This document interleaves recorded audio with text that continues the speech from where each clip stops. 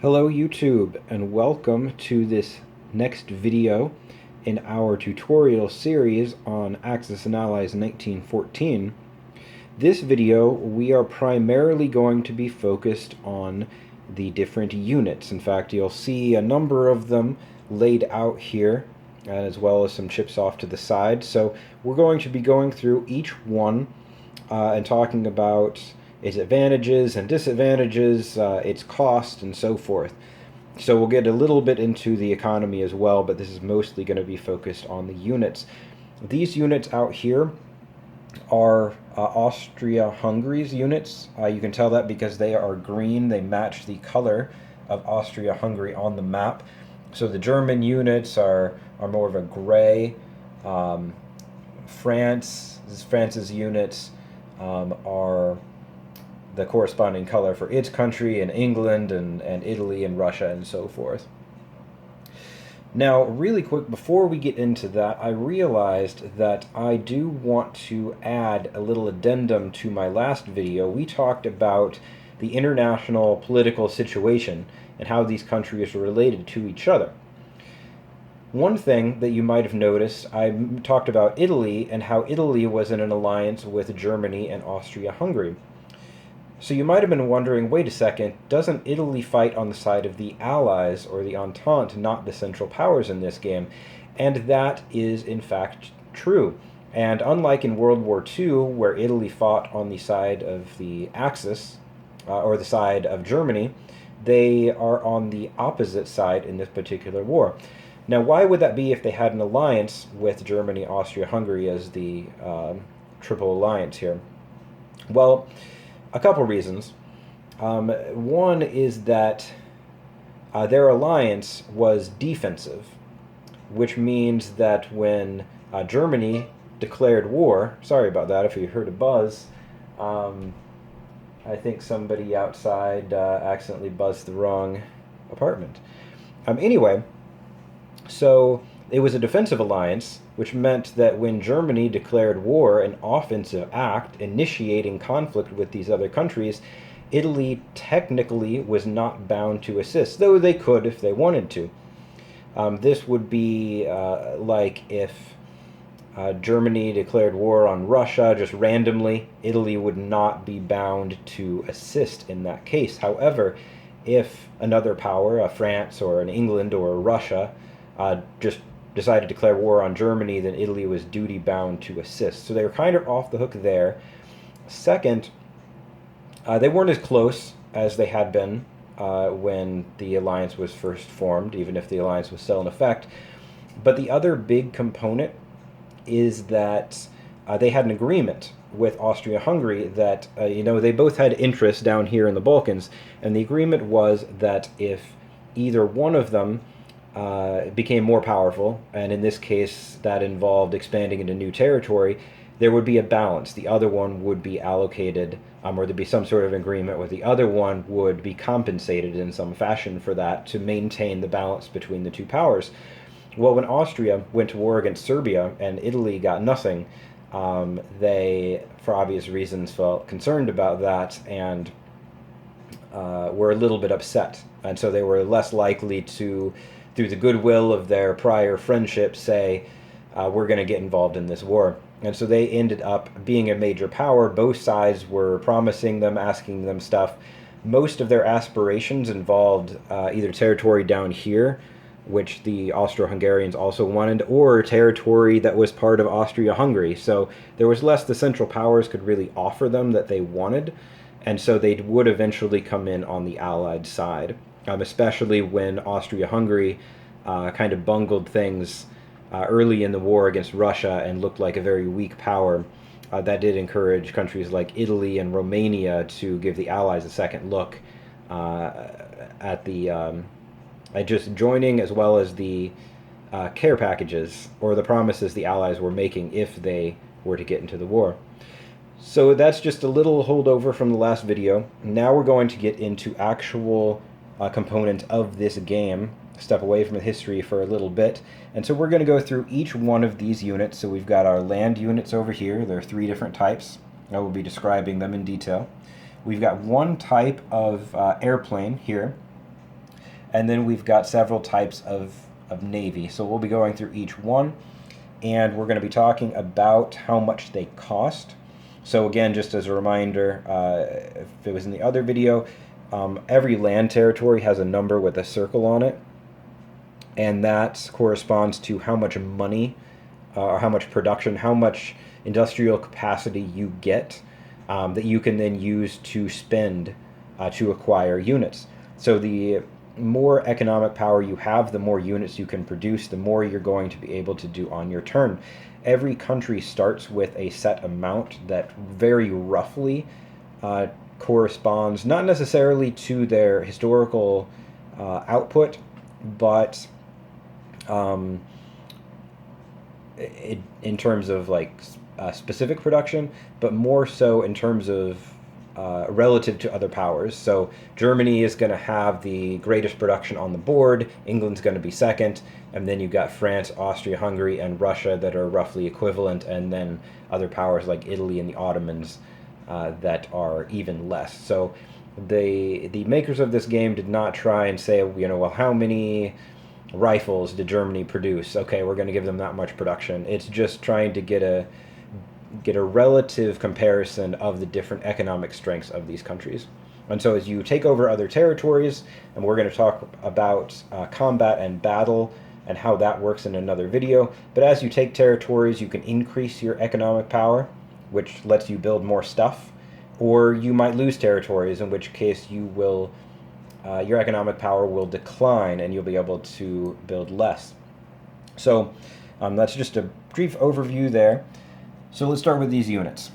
So our first unit in this row here, these are just kind of the infantry units facing several different directions, so you can see them from a couple different angles. Infantry are going to be your staple unit in this game. They are the cheapest unit at costing 3 IPCs, it's $3 essentially. They attack at 2, which isn't all that great. It's kind of the base level of attack, and then they defend at 3, which for defending on land is about your basic defense. So they're cheap, basic units. Another thing in this game, because this is World War I and things aren't as mechanized as they would be in World War II, you can't have other units by themselves. You always have to have an infantry with it in order to keep it going. So the way that the rules account for this is if you leave, let's say, our next unit over here, artillery, if you have a bunch of artillery in a territory with no infantry, the artillery basically disband. So that's just a game mechanic that they try to use to simulate that everything really needs an infantry with it. You can't leave other units by themselves. So infantry, again, they're your basic unit. They cost 3. They attack at 2 and defend at 3. Now I know that attack and defense might not make a whole lot of sense right now because we haven't got into how combat works, but I'm going to create a separate video just for that. So for now, just know that the higher the number, the better. And so as we talk about some of the other combat values, you can get a relative idea of how infantry compare. So our second unit here are our artillery, and artillery have an attack of 3 and a defense of 3, and they have a special ability. So when you pair up an artillery with an infantry 1-to-1, the infantry actually improves because it has artillery support. So that infantry is going to attack at a 3 now. It still defends at a 3, but now instead of attacking at a 2, it's going to attack at a 3. So it's a little bit better. Artillery costs slightly more than infantry. They cost 4 in this game. And just to give you an example of that infantry-artillery pairing, let's say you have 1 artillery and 1 infantry. So of course that means that they both are going to attack at a 3. But what happens if you have, let's say, 2 artillery and 5 infantry? Well, 2 of those infantry are going to get bumped up to a 3, and the other infantry are still going to fight at a 2. Now our next unit in the game is the tank. You can see these are old, like World War I tanks. And tanks cost a little bit more. They cost 5. And actually, let me pan over here so you can... I'm sorry, they cost 6. In older Axis and Allies games, they cost 5, and then that got bumped up to 6 in some of the newer ones. And in this version, they also cost 6. You can't buy tanks until you're a couple rounds in the game. 3 rounds by regular rules, non-tournament rules. And actually, most tournament variants, that stays the same, 3, the third round. And that signifies that tanks aren't available at the beginning of the war. Just like in the real war in 1916, they really started to come into use. So in this game, you cannot buy them until everyone is on their third turn. Now, tanks are interesting.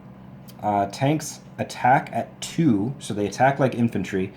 They defend at just 1, so they're really weak at defending. So you might wonder, why would you pay 6 IPCs for it? Well, it's because of their unique ability. Tanks have the ability to absorb 1 shot on offense. So that means that however many times, and again we'll get into combat in the future video, however many hits your enemy manages to fire back when they are defending, you are attacking, for each tank you have, you can just disregard one of those. So their ability saves your other units from death.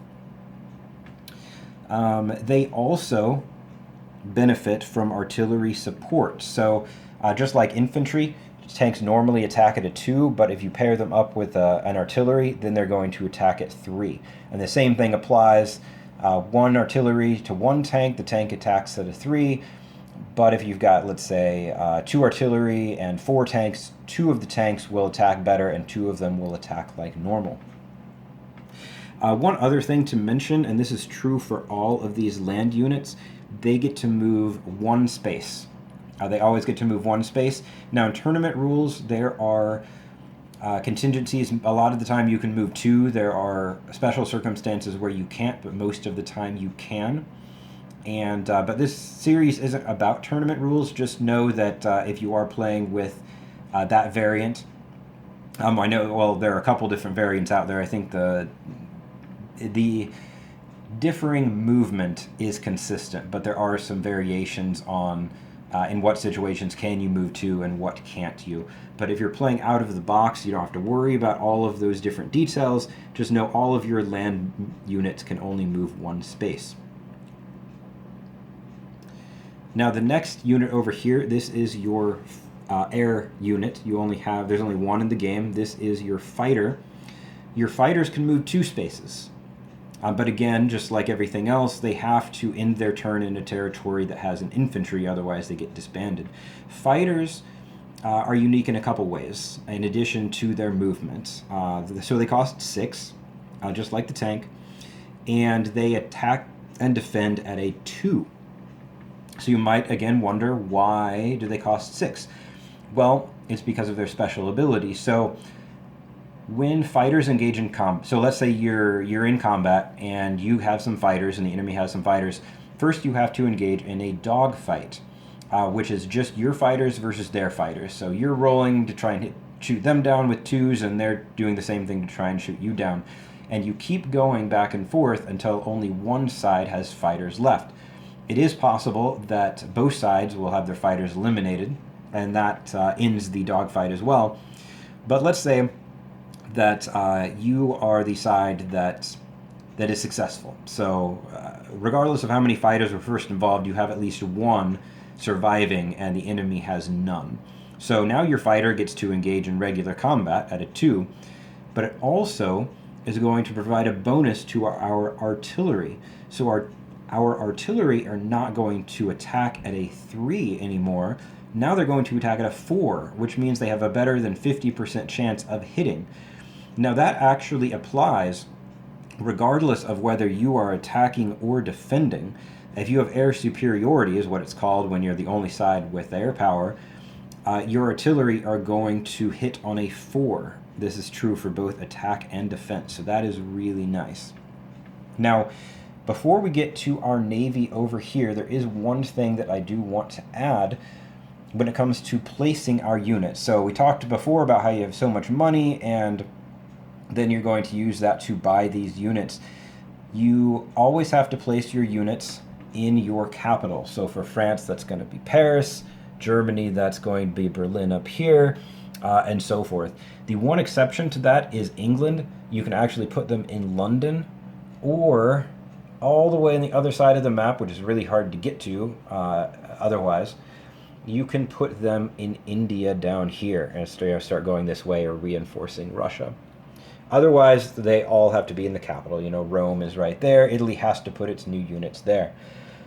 Now, it's a little bit different when it comes to Navy, and I'm going to mention placement right now just because we're talking about it.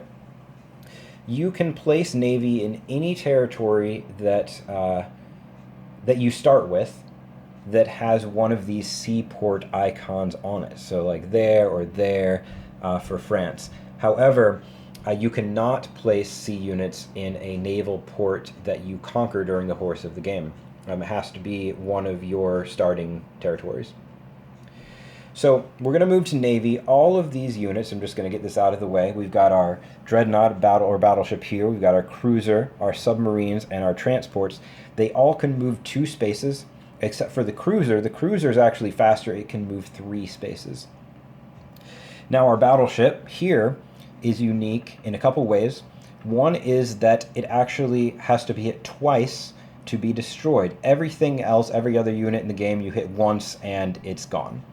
Battleships have to be hit twice, and they have an ability to repair if they get to a friendly seaport and sit there for a turn. They can also coastally bombard, so that means that if you are doing an amphibious assault, which we'll get more into later, they get 1 round of attacking. And they both attack and defend at a 4. So your coastal bombardment's at a 4. Naval combat, whether they're attacking or defending, is at a 4. And they cost a whopping 12 IPCs. They're the most expensive unit in the game. Now cruisers attack and defend at a 3. And they have that extra movement. They do not get the double hit. So they get hit once and they're destroyed. But they do get to move faster. Like I said, they cost 9 IPCs. They attack and defend at a 3. Submarines are unique, as are the other units that we've talked about. They cost 6, so they're fairly cheap, at least as far as naval units go. They and transports are the cheapest ones. They attack and defend at a 2, but they also have a unique ability where they are able to move through sea territories that have enemy ships in them. So they can move around a little bit more easily, and they also have the ability, if they're in combat and you don't want to lose them, or you want to get them out of combat for some reason, they can do what's called submerging, which means they dive below the waves and they're basically removed from combat for the end of that round, and then they come back. So you don't lose the ship, you're able to flee combat without leaving the territory, which is kind of nice. You also, as Germany, can use them for unrestricted submarine warfare, which we'll get into in another video. It's a unique ability that Germany has, and there are advantages and disadvantages to it. So we'll get into that, as well as Russian Revolution rules, in another video, as kind of just miscellaneous special options that you have. And finally, we have our transports over here. Transports cost 6 like subs, so these 2 are the cheapest naval unit. And they can move 2. Like I said, all of these can move 2, except the cruiser that moves 3. They have no attack and no defense value, which means they're sitting ducks. You need them to be with these other ships to keep them protected. They can move 2 land units. So that could be 2 tanks, 2 artillery, 2 infantry and a tank, infantry and a fighter, artillery and a fighter. But just know that when you drop them off, again, they've got to be in a territory that has an infantry. Otherwise, you lose them. So those are transports. So you're going to be using them to get your units around the board. Unlike Risk, where you can just magically transport people across, keeping control of the seas actually does have value. There's a way to do that and a way to lose control of the seas as well, which isn't good if you're trying to shuffle units around, because that means you can't use transports to move your units. across the ocean. Maybe that doesn't matter as much, but it's especially for England, with its far-flung navy, that and the fact that it is on an island, um, having the ability to transport units across the seas is very important for them. Now, one last thing over here, we've got a couple chips. So chips are used to indicate that you have more than one of a particular type of unit. Now you could just put more pieces out on the board, like you put multiple transports to indicate that you have 2 or 3 or 4 or however many. But if you start to accumulate a lot of them, or just infantry in general, you're going to run out of them. And so one of these the light blue or the light red signifies 1 additional unit. So you would take yours and put it on top of there. The dark colors signify 5. Blue is for the Allies or the Entente. Red is for the Central Powers. So they just decided in this game they wanted to create separate colors for the two sides. Alright, so I hope you enjoyed this video about the different units. I will get another video up here in the next week or so, I think.